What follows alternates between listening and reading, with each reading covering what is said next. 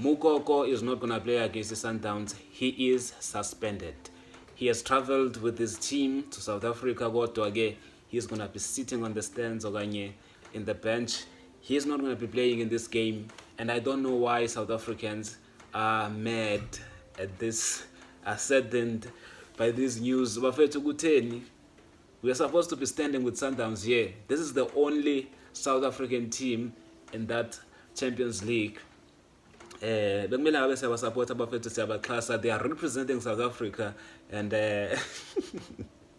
even though I also I don't want to say I don't support them, the idea of being behind Sundowns like that, since I'm a rival fan, I'm one of their biggest rivals, so it's not easy. But at the same time, this is the only team in that CAF